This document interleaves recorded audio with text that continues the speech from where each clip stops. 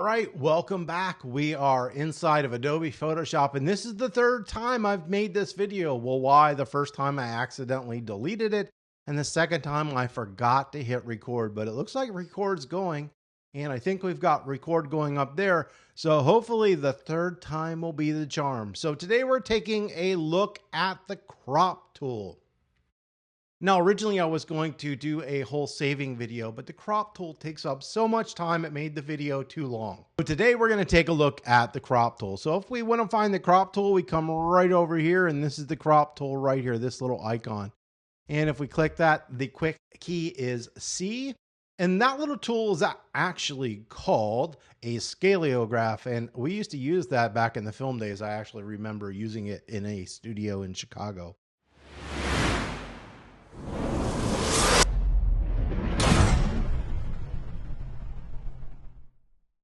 And what this allows us to do is to crop our image. Now, by default, we're going to hit clear and go back to ratio and clear again. And this is what you're going to get when you get the crop tool. We have a rule of thirds, a crop, and we have a little options bar up here. What we want to take a look at first is you'll notice right now we have rule of thirds. But if we come up to this little mesh icon that we see right here and we click, we can go to the grid view, diagonal view, triangle view, golden ratio. Now, the golden ratio is actually closer to the mathematical formula that determines what is beautiful. But what we do in the rule of thirds is we change the number from 1.66 to 1.33 because it's easier to divide something into thirds than into 1.66. But this is actually the true version of it. Same thing with the golden spiral. That's also 1.66. All right. But most people aren't going to be used to using that. So we're going to use rule of thirds because it's the simplest. So how in the world do we use the crop tool? Well, all you need to do is go up to one of these highlighted tabs and drag. So I'm going to left click and drag, and you'll notice that it'll let me drag in this side and this side because I grabbed this corner. But if I grab over here, it's going to come in from those two sides. If I grab the top, it's only going to move the top. Okay. And I can freeform crop anything that I want because the ratio does not have anything set into it. I'm going to hit escape to get out of that and click back inside so we get our rule of thirds tool. Now, if I want to keep the ratio that this image was shot in, which is 2:3, that's what all DSLR and mirrorless cameras basically work in. If I hold the shift key and I grab the corner, you'll notice that it keeps that aspect ratio. I can't go out of 2:3. And it's moving it in from the sides, but I'm going to hit Command Z to go back out. This time, I'm going to hold the Option key on a Mac, and it would be the Alt key on a PC. If I grab that and bring this corner in, notice it's bringing in all four corners in equally at the same time, but it's allowing me to freeform crop. I'm going to hit Command Z to get out of it. This time, I'm going to hold the Shift key and the Option or Alt key, and it's going to lock in the ratio as well as bring it in from all four corners. And so it's going to keep that 2:3 ratio. One little trick when you do this, let go with your right hand or the mouse click first and then those quick keys. Because if you don't, it will mess it up. I could then crop. Now, if I wanted to crop this, I could do one of a whole bunch of different things. I can come over here and click the crop tool. I can apply it by clicking this check. We also have a reset. I could the crop preview tool. I could double click inside of the crop window, or on a Mac, you can hit return. I don't know if you can do that on a PC or not, but that's what we would hit. Maybe it's the enter key on a PC. You'll have to try that out to see which one. Now I've cropped the image, but maybe it's not exactly how I want it. So what I can do is I can left click and hold inside this window, and it will allow me to basically move this around any way that I want. And then if I wanted to apply it, we'll just this time click the little check tool and boom, it's applied that crop to that image. This is not resizing the image, it's just cropping the image, all right?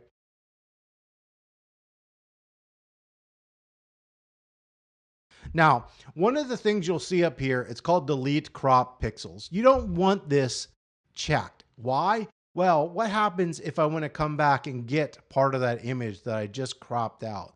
If you hit delete crop pixels, when I applied that crop, they'll be gone. So if I save this image and open it back up, these pixels out here are gone. If I have it unchecked and I save the image as a PSD or a TIFF, and I click on this when I open it back, they'll still be there. All right. So I would tell most people not to ever check that little tab.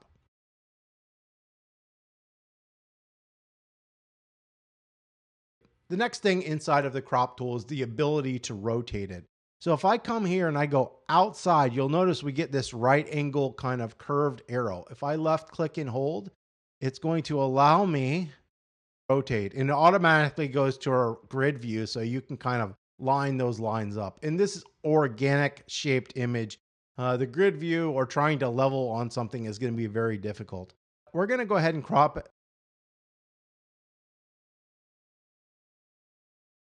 Turn it like that. And you're going to notice down here we have black and white X's. And if I apply this, actually, let me hit cancel. I click on this and we go like that. And I make this transparent default. And we have that transparency in the image and I apply it. It's going to keep that area as transparency, which in a photo doesn't make any sense. So we're going to hit Command Z and get out of that. We're going to change this to content aware fill. We're going to do the same thing. We're going to rotate our image and I'm going to hit return and watch what happens this time.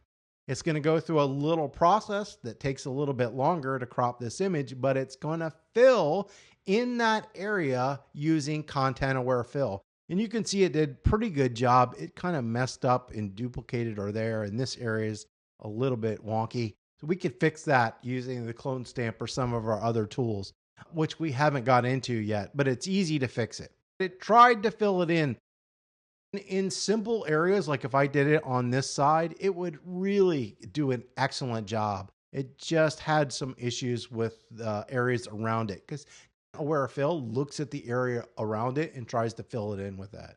So let's hit Command Z to go back. This time we're going to change to the new one, which is Generative Expand. So I'm going to click on this. I'm going to rotate our image and we're going to get a little transparency there. I'm going to go ahead and apply this. And it's going to bring up this little window. Don't fill out anything because you don't want to put anything there. You just want to generate and fill it in with something else. This method does take a longer time. I have mine set up to go off-site using AI. It does a better job when you do it like that.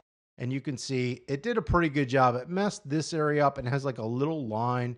So just like before, we need to go in here and change it. We've also got different options when we did it. So this time it actually created her shadow, which, wow, that looks pretty good. It messed up and added her a little foot there. That's not any good. Or it has that line. So you get options or variations when you do it. If it doesn't work, hit Command Z. You could always try it again. That's how to kind of fill in or add to your frames. And I'm gonna make this just a little bit smaller. So I'm gonna hit the crop tool and I'm just gonna add this side over here. Let's say for some reason I needed a little more room here and a little more room on the bottom. And I've got this at the Generative Expand. I'm going to hit the check to apply that. I'm going to hit generate. And you're going to see, especially on the right-hand side, it's going to do a really almost perfect job of filling that area in. And hopefully it does a better job this time on the bottom, but we'll see. You just never know what you're going to get. Yeah, that's already starting to look way better. We got a little area there we could fix. And sort of a harsh line right there from the transition. But that looks good. We have a couple other options that we could take a look at. That's really bad. That one's really bad. I think it removed a wheel. That's how you use the generative and the content aware fill.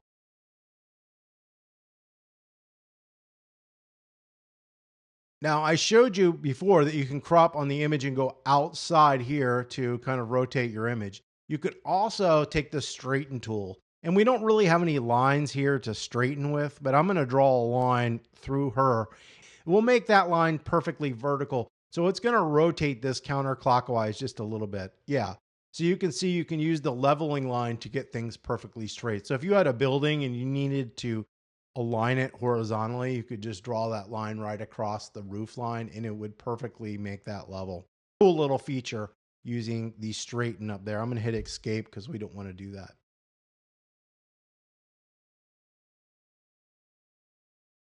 The last thing we need to take a look at is what this says right here. It's ratios. Now, by default, when you open it up, it doesn't have anything in here. So you can freeform and crop this however you want.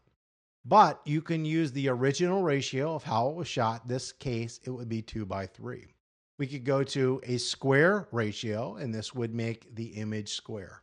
Now, what you need to know is it's changing the ratio, not the image size. It's going to make it square, but it's not resizing the image. It's just changing the ratio. We could do a 4:5, a 5:7, 16:9. We could put in a custom number by just typing it in to those little things up there. So I'm going to make it 5:7, but I could come in here and just clear and put a 10 and a 2, and it would give me a 10:2 ratio. In this case, we've got a 5:7 ratio, and it made it portrait or vertical image. We can hit these little flippy flop arrows and change that to landscape or hit it again and make it portrait. If we want to do it manually, you can also just grab a corner and drag down. So I was taking this and I drag this way. If I want to make this vertical again, I'm going to take this and drag it this way. So I'm going to left click and hold and drag, and you can see it's rotating it to conform to whatever I want. So if I go ahead and hit return to apply this 5:7 ratio and then go to image size, change this to inches. And the reason mine's at pixels is because I have my computer set to work in pixels, because most of the time that's how I'm working. But look, it's not 5:7 because remember, it didn't resize the image, it changed the image ratio. So I could come in here and make this a 7 and it would make this basically a 5, all right? Because I have the same ratio. So if I change it to a 5:7 ratio and I go into image size, I can either make the height or the width one of those dimensions. It's going to make it perfect, okay? Down here we have resolution. Resolution is for printing. And when you're sizing in inches and you add a resolution, that's going to be your print quality. And most printers are around 300 pixels per inch. So we're going to hit cancel.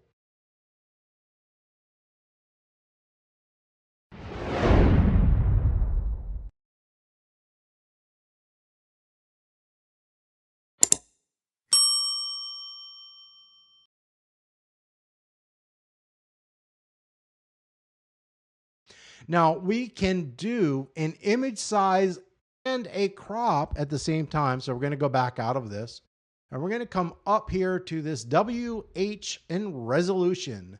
And now what I can do is I can come in here and I can put 7 and 5 and 300 for 300 pixels per inch. And you'll notice it did this in pixels. If I just hit OK, it's going to make this image 7 pixels by 5 pixels. That's our photo now. Yeah, that doesn't look good. So you need to make sure that if you do 5:7, you specify inches with IN. So it's space IN, space IN. And now it's going to size this image to the ratio of 5:7 and an image size of 5:7. We'll go ahead and hit return to crop this image. And you can see it is resized that image. But if we go to image size this time and we change pixels to inches, you'll notice it's going to be 7:5 at 300 pixels per inch. So not only have we changed the image size, but we've also resized the image to those same dimensions. And so I could send this to a printer. They would look at it and say, oh yes, 5:7. I will print this 5:7. And that's it. We would hit OK. It will apply that and we are done. So that is how you use the crop tool inside of Adobe Photoshop. If you have any comments or questions, you can leave those below. Don't forget to subscribe and have an absolutely wonderful day.